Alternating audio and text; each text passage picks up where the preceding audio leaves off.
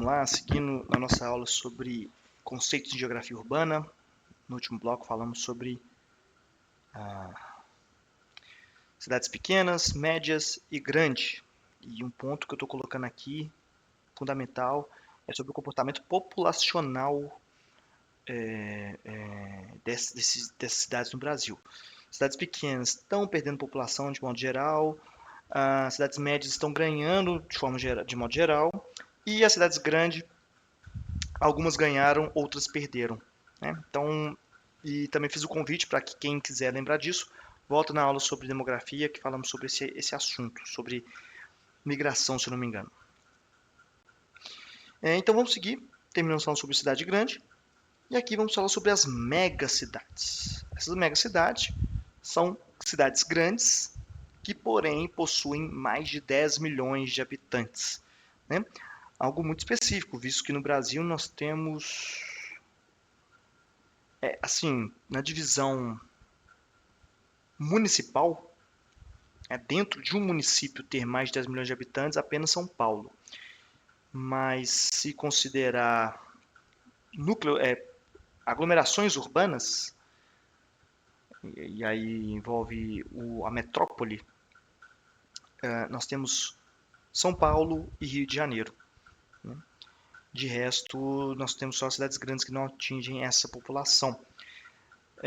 E aí, no mundo, há cada vez mais cidades, megacidades, com expansão principalmente na África e na Ásia. Na aula 8 vamos falar melhor sobre esse assunto, vamos aprofundar um pouquinho mais. Porém, é muito interessante, né, o significado de megacidade. Como que num local pode aglomerar tantas pessoas. Isso decorre do fato da urbanização intensificada nesses continentes. E aí a Índia e a China entram com esse, como eu posso dizer, com esse destaque pela quantidade de população que esses países possuem. Em grande parte moravam na zona rural e se urbanizaram aí nas últimas décadas. A China, por exemplo, passou a ser mais urbana. Isso significa o quê? A taxa de urbanização é o quê? Ter mais de 50% da população morando nas cidades em 2008, ou seja, muito recente, e ela já faz isso, né, nos últimos anos. Cidades que já se tornaram cidades que eram simplesmente grandes e passam a ser megacidades em poucas décadas, ou seja, expansões inacreditáveis de cidades, né? Cidades que não apareciam no ranking antigamente, hoje estão lá no top, né? No top 5, top 10 do mundo. O que tem muito a ver com a ideia da explosão também, né? Aí, mais uma vez, o sentido das cidades industriais, para conseguir entender um pouco esse fenômeno, né? Nós temos aqui de exemplo que eu trago a Grande São Paulo, né? E aí é importante lembrar disso, tá? Não confundir. Grande São Paulo, o que significa? A metrópole paulistana, que envolve São Paulo e as cidades que fazem limite, né, que estão conurbadas com São Paulo. Possui o total de 21 milhões de habitantes. O município de São Paulo, o interior do município entendido como São Paulo, são 11 milhões. Ou seja, por si só já era uma megacidade. E nós também temos a Grande Tóquio, com 37 milhões de habitantes, sendo então a maior aglomeração de pessoas no mundo, né? E hoje com outras disputando também, né? Ou seja, esse fenômeno está se expandindo realmente no mundo. E aqui nós temos um mapa da realidade atual, né? E está em expansão, E é um fenômeno muito, muito curioso, né? Visto o motivo de ter tanta gente aglomerada no mesmo local. Isso gera situações muito problemáticas. Ter muitas pessoas concentradas num só lugar. Pensando na pressão que essa aglomeração causa no seu entorno. Principalmente com os recursos naturais, a água principalmente, a poluição do ar, todo o impacto na fauna e flora local, problemas de saneamento básico, problemas de saneamento básico envolvendo lixo também, problemas relacionados a trânsito, congestionamentos, e como, né, ter espaço para tantas pessoas de forma democrática. Isso é um desafio muito grande. Nessa imagem de satélite que eu coloquei aqui, é a cidade do Cairo. Desculpa, foi uma bobagem. É a cidade do México, capital do México, que pode ser considerada uma das maiores cidades em tecido urbano, né? Expansão urbana. Atravessar de um lado ao outro da cidade pode demorar muito tempo, não só pela distância, mas pelas dificuldades de se atravessar um local altamente povoado, com muitos veículos, muitas pessoas tentando fazer o mesmo trajeto, né? É também uma mega cidade, cidade do México. Tá? E aí vamos pular agora para uma próxima forma de classificação, que é a classificação pela hierarquia urbana, pelo sentido de polarização urbana. Tá? Polarização urbana, tudo começa na compreensão, na inspiração das contribuições de Kristaller. Kristaller, teórico ali das localidades centrais, né, que é muito representada aqui nessa ilustração, mais ali à esquerda do slide, basicamente com esse fenômeno, né, de por que no espaço o ser humano se centraliza em alguns pontos e como que esse ponto central também é rodeado, como se fosse um núcleo rodeado por outras esferas menores, porém também centrais. Isso aí é algo que essa teoria busca nos dizer, e baseado nisso, nós temos a ideia da hierarquia, da polarização das cidades. Tá? Deixa eu me retirar aqui só para a gente ler. Classificação baseada na teoria das localidades centrais, é só isso. De 1966, teoria. E nós também, para falar sobre essa classificação entre vila, cidade local, centro regional, metrópole regional, metrópole nacional e cidade global, nós vamos utilizar uma mescla de definições. Para a cidade global, principalmente, vamos utilizar os estudos desse laboratório, Globalization and World Cities Research Network, um laboratório, se não me engano, britânico, que vai definir o que é uma cidade global ou uma cidade mundial também, como podemos colocar o nome. Tá? E, de resto, as metrópoles nacionais, regionais, centro regional, cidade local e vila, uma definição utilizada pelo IBGE para classificar cidades brasileiras. Considera a polarização dos núcleos urbanos, que são considerados como lugares centrais. Aqui, a compreensão da cidade como os lugares centrais. Quanto maior a capacidade e demanda por serviços locais, maior será a atração da localidade. Não estamos falando aqui de população. População, falamos na outra classificação. Aqui é polarização. Pode estar relacionado? Pode, mas também pode não ter vínculos. É isso que nós vamos ver. E antes de continuar, temos essa imagem de satélite. Imagem de satélite para compreender o fenômeno urbano, eu acho muito interessante. Acho que, claro que é um jeito superficial de analisar, mas é um jeito inicial, introdutório e muito importante. Acho que muito curioso as imagens de satélite para compreender o espaço urbano. Esse, no caso, nessa imagem de satélite, eu retirei de um local qualquer da China, mas é um ponto que me atraiu muito, né, ao analisar as imagens de satélite do espaço chinês, principalmente pós, né, urbanização do país, é a organização desse espaço urbano ali nas planícies do sudeste, oeste chinês. Nós temos essa organização, né, ali eu retirei aqui a camada de estradas e ferrovias, muito complexo, ia sujar muito aqui a imagem. Deixei apenas a imagem satélite, mostrando, olha só, é possível ver essa organização das cidades mais centrais e as que estão em torno. É uma organização fenomenal, né, de do espaço urbano. Convido a fazer o mesmo. Na verdade, já falei isso para vocês em algum momento, repito, um dos meus passatempos é passear no Google Earth, que é uma ferramenta muito boa de imagens de satélite, porque tem imagens históricas, tem, enfim, várias ferramentas, né, de 3D, enfim, muitas ferramentas interessantes. E passeando ali na China, me chamou a atenção. Uma das coisas foi essa organização do espaço urbano nessa região específica da China. Uma região bem grande, né, na verdade. Vou chutar aqui 1/3 do país. E a parte mais populosa também. Mas talvez você faça o mesmo e procure, né, essa relação em outras regiões do planeta. Como nós já colocamos, nós temos esses esquemas, o clássico e o atual, de como é feita a hierarquia e a relação de rede desses tipos de polarização. Né? Já falamos a mais baixa, que polariza só um entorno e vai subindo à medida que vai aumentando a área de polarização.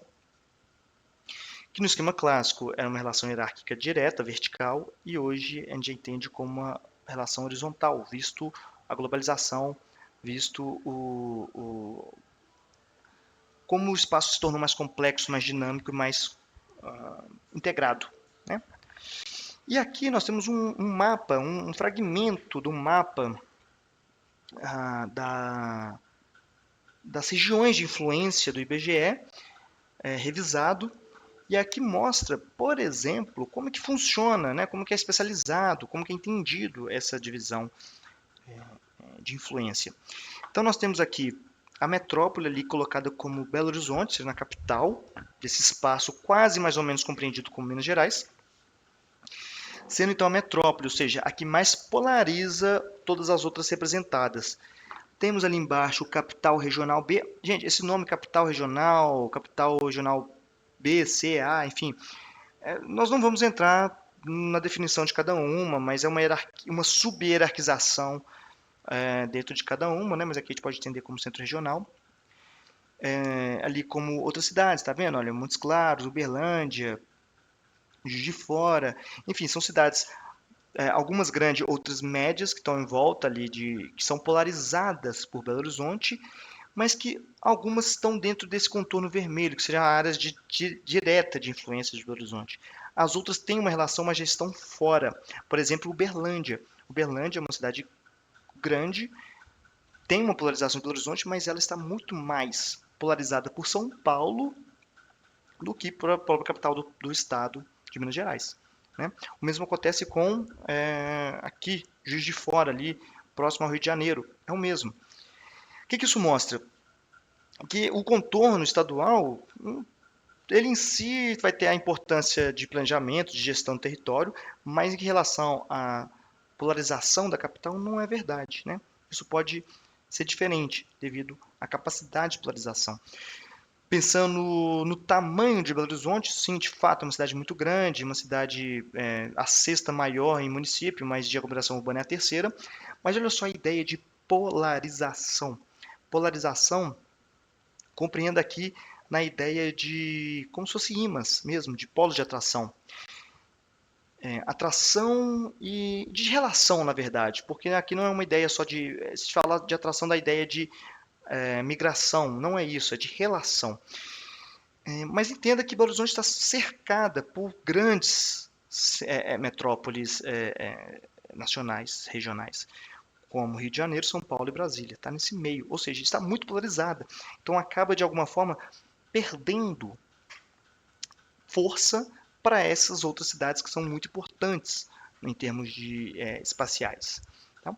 Eu estou falando aqui, fazendo esse estudo de casos rapidamente, só para que isso fique compreendido. Qual que é o sentido, qual que é o significado, para que serve essa compreensão das regiões de influência. Isso, talvez você possa fazer isso agora, né? Pesquisar aí pelo mapa, mapa de regiões de influência do IBGE, a versão atualizada, pesquisar aí sobre a sua cidade, pesquisar sobre o estado, o local onde você vive, já morou, já esteve, para entender. Muitas vezes, né, nós vamos ver o que define essas regiões de influência, mas tem uma interface com a experiência do cotidiano muito real, né? Pelo menos para quem for de Minas Gerais, conheça, tem isso, esse mapa define muito a pouca relação de fato que existe entre Belo Horizonte, Uberlândia e Juiz de Fora, né? Existe uma relação, é a capital do estado, porém as pessoas de Uberlândia se identificam mais com São Paulo, as pessoas de Juiz de Fora se identificam mais com o Rio de Janeiro. Eu estou falando aqui de uma questão subjetiva, de se identificar como, é uma questão que esbarra ali nas questões culturais, subjetivas, enfim, e aí a gente vai trabalhar aí com a ideia de lugar, aquela categoria de topofilia, que foge um pouco aqui do nosso objetivo desse mapa, que é mais relacionado à produtividade, à produção, às conexões industriais, conexões comerciais, mas isso reflete numa experiência do cotidiano também, tá? Então, talvez você fazendo isso vai perceber que até mesmo aí na região que você está procurando, até o sotaque pode mudar um pouco devido a essa influência ser maior ou menor em relação às cidades que polarizam. Isso daqui, então, é um mapa, deixa eu me retirar, né, da hierarquia urbana, das regiões de influência, né, de todo o Brasil. Então, como nós podemos ver, algumas cidades vão exercer mais importância local e outras não. Algumas não estão nem representadas, né, porque não exercem essa função de metrópole nacional e muito menos de grande metrópole nacional. Grande metrópole nacional é mais uma subcategoria da metrópole nacional. E nós vamos ter ali só, deixa eu me ver aqui, São Paulo, Rio de Janeiro e talvez Brasília, mas o importante é que todas são metrópoles nacionais, né? Isso aí é o caráter da importância de polarização de cada cidade. Por fim, chegamos às cidades globais. Tá? Cidade global é aquela cuja influência atinge o nível internacional. São classificadas como alfa, beta e gama, conforme, está escrito errado ali, grão não, é grau de influência. E quais são, né, esses parâmetros? Relação de habitantes, nativos e estrangeiros, ou seja, ter mais estrangeiros pode levar ao caso de ser uma cidade global. Disponibilidade e uso da infraestrutura, metrô e aeroporto. Circulação de capital, PIB metropolitano, negociações na bolsa de valores, sede de multinacionais, número de bilionários e custo de vida. Então, esses aí são pontos que guiam a definição se aquela cidade é global ou não, e se ela for global, qual categoria que ela se encaixa. No caso, nós temos ali alfa, aí um subnível mais, e ali número de cidades por subnível, apenas duas. Essa alfa mais seria a mais global que existem. São só duas. Quais são? Nova York e Londres. São as únicas que se encaixam nisso. Depois nós temos a alfa mais, alfa menos, beta, tal. Nisso é um grau de diferença de cidades globais, né, dentro da própria termo de cidade global. Mostrando que essa cidade pode ter uma interferência, sim, no mundo, porém não tão grande quanto outras. E aqui é um ponto interessante também, que eu insisto muito em falar. A diferença entre cidade global e mega cidade. Tá? Por que eu falo isso? Porque essa diferença entre a divisão morfológica populacional, baseada só na quantidade de pessoas que moram ali, não significa ser polarizada. Tá? Isso é um ponto que eu gosto muito de frisar, porque existe relação, mas não é a mesma coisa, tá bom? Existe relação por quê? Cidades grandes, cidades que possuem muita população, geralmente também possuem grande importância de influência, tá? Mas olha só, por exemplo, Dubai. Dubai é uma cidade global. Dubai é uma cidade global com 3 milhões de habitantes, e mesmo assim ela é global. Por que que nós sabemos disso? Por conta da quantidade de estrangeiros que moram, a quantidade de bilionários, a infraestrutura, a conexão com o resto do mundo, todos aqueles outros definições que encaixam numa cidade global. Mas só tem 3 milhões de habitantes. É muito, mas não é uma mega cidade, por exemplo. Por outro lado, nós temos aqui embaixo o exemplo da região metropolitana do Teherã, que tem 13 milhões de habitantes, ou seja, uma mega cidade, e não é uma cidade global, porque não tem tantas conexões, não tem tanto capital envolvido, né? Isso daí é muito interessante, né? Mostrar essa diferença. Há uma relação entre eles? Sim, há, mas não é a mesma coisa. Tá? E aí, inclusive, são os dois mapas das cidades globais de um lado e as megacidades do outro. Tem uma conexão, sim, mas são duas formas de definir. Tá? Pessoal, próxima aula vamos continuar falando sobre o outro tipo de categorias. Tá? Ah, mentira, vamos falar ainda sobre isso aqui para a gente finalizar o que temos que falar sobre, né, vários tipos de ranking de cidades por diferentes parâmetros e depois a gente vai continuar as nossas definições de planejamento e conurbação. Tá joia? Até lá!